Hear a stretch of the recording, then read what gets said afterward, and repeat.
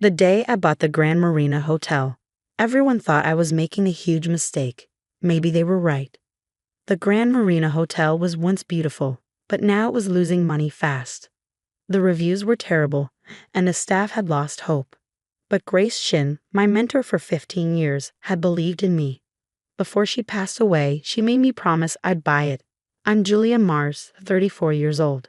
3 months ago, I was the successful manager of the fancy Riverside Royale Hotel.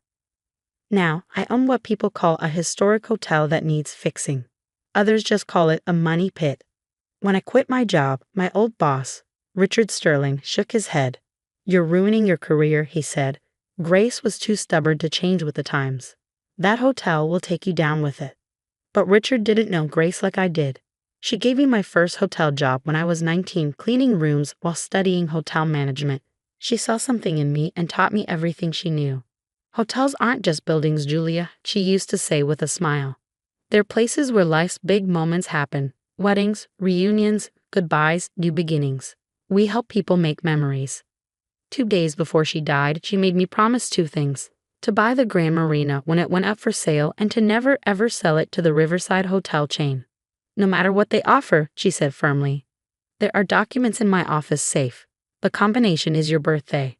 I promised her, not knowing I'd soon be selling my condo, emptying my savings, and taking out a big loan to keep that promise. The hotel's price was lower than expected.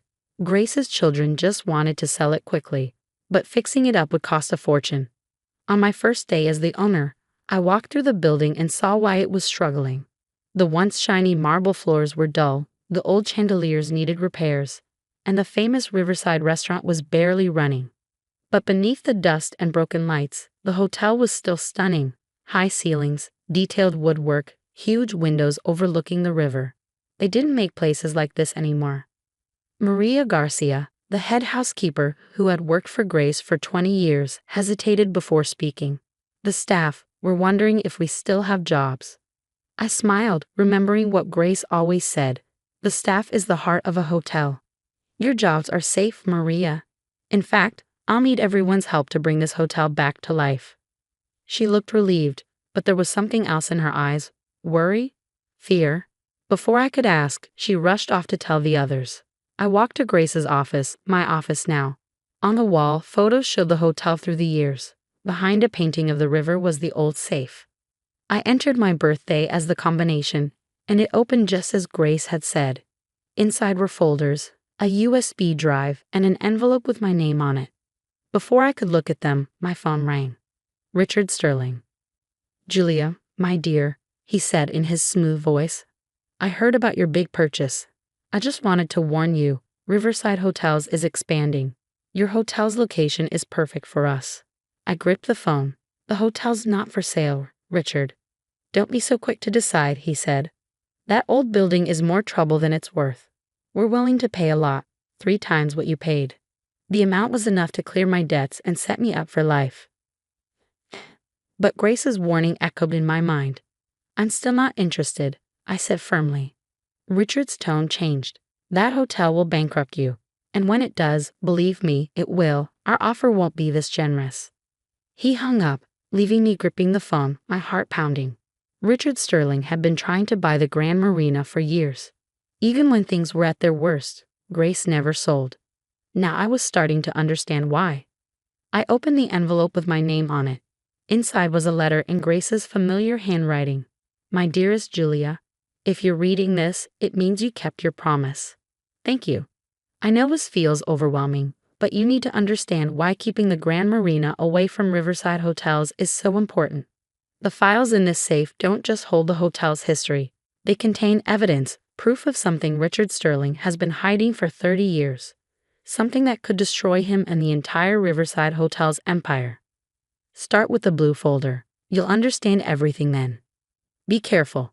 Some of our staff were placed here by Sterling years ago. They've been spying on me, waiting for the right moment for him to take over. You are stronger than you know, Julia. I chose you not just because you're great at running a hotel, but because you have the courage to face what's coming. The hotel is your shield. The evidence is your weapon. Use them wisely. All my love, Grace." My hands trembled as I opened the blue folder. Inside were newspaper articles from 1993, police reports, financial records, and photographs. As I read, my stomach twisted. What Grace had discovered about Richard Sterling and his hotel empire was worse than anything I could have imagined. A knock at the door made me snap the folder shut. Thomas Fuller, the maintenance manager, stood there with an unreadable expression. "Everything okay, Mrs. Martinez? We noticed Mr. Sterling called." His tone made me remember Grace's warning. Some staff were working for Sterling. How long had Thomas been here? I struggled to remember. "Just a quick call," I said lightly, sliding the documents back into the safe, welcoming me to the business. He nodded, but his eyes lingered on the safe a little too long before he left. I exhaled slowly, my mind racing. This wasn't just about saving an old hotel anymore. I wasn't just fighting to save a hotel anymore. I was fighting to expose a truth that powerful people wanted buried. And the real danger, it wasn't just Richard Sterling or his spies. Grace had uncovered something much bigger, corruption that reached the highest levels of city government. Some of those people were still in power. That night, once everyone had left, I went through everything in Grace's safe. The story hidden in those old documents was shocking. Back in 1993, the Grand Marina was one of 5 successful independent hotels in the city. Then, one by one, they were hit with mysterious accidents and health code violations. Within 18 months, 4 were forced to sell, bought up by a new company, Riverside Hotels, owned by a young Richard Sterling. But Grace's late husband, Henry Chen, had suspected something was wrong. He hired a private investigator who uncovered the truth. Sterling had bribed health inspectors, paid people to plant vermin, and even caused accidents to damage the hotels. Even worse, Sterling's startup money had come from Marcus Reynolds, the city's building commissioner. Reynolds used his power to block renovation permits for independent hotels while fast-tracking approvals for Sterling. The investigator put together a full report, but the night before he could go to federal authorities, he died in a car accident. 3 months later, Henry Chen died too, falling down the Grand Marina's service stairs. Another accident. Grace inherited both the hotel and the evidence. But instead of going public right away, she played the long game, gathering more proof while pretending to be just a stubborn old woman who wouldn't sell. The USB drive contained newer evidence, emails proving Sterling was still using the same tactics, offshore accounts hiding bribes, and shady deals with current city officials. But the worst discovery was a set of security camera photos from the night Henry Chen died. They showed a younger Thomas Fuller, our maintenance manager, on the service stairs just before Henry's fatal fall. My stomach turned. Thomas wasn't just a spy for Sterling. He might have been a murderer. Then my phone buzzed. A text from an unknown number. "Meeting tomorrow, 10 o'clock a.m. Bring all files from the safe. No police or press or accident reports from 1993 go public. Your choice." They knew about the safe, which meant Thomas must have tipped them off. I had to think like Grace. She had kept this evidence safe for 30 years. How? I glanced at the wall of old hotel photos. One caught my eye. A 1995 picture of Grace standing in front of the newly reopened Riverside restaurant. It had been closed for months after a mysterious kitchen fire. That's when I knew what to do. I grabbed my phone and called Maria Garcia.